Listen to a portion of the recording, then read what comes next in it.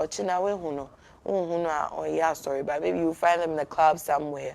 So that duality of life, where you can tell that one part is completely separate from the other part. That's my little understanding. Of course, I am not a mental health professional, and so we have our very own mental health nurse with us in the building to help us with this discussion, and that is Deborah Asil. Good morning.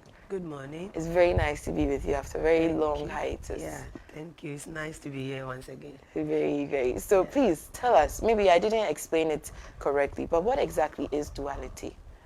You did a great job. But first of all, I'll thank God and then the various mental health professionals around the world helping, then your people here, and then finally our audience this morning on social media and wherever.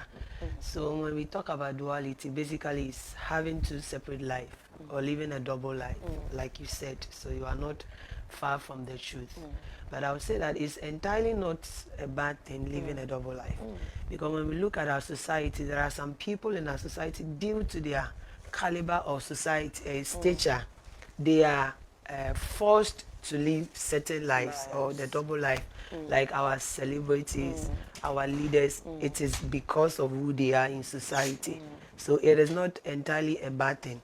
But there are some people that it's not because of that, but they are having a double life. When we get to the whys and the dangers, we will understand more. So it's basically having a double life, but it's not entirely a bad thing, having a double life. Okay, so you're mentioning that it's not entirely a bad thing. Yes, please. But could it have something to do with mental health?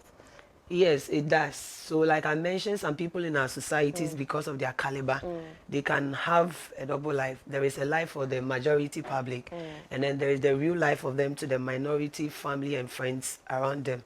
Like I mentioned, the celebrities and our leaders. But there are some people who are living the double life who don't fall into these categories. And it's usually because of unresolved psychological issues. There are things they have been exposed to maybe at the early stages of their life, and it's seated in their unconscious mind. Sometimes you are doing something today, and the cause or the root cause of it is something that happened about 10 or 15 years ago.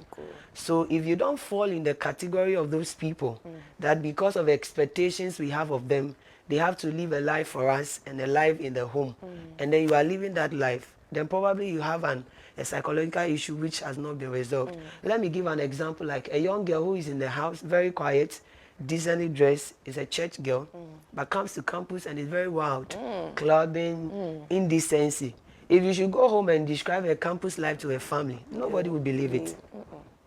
It's like she's a different person altogether. This one, there is a problem.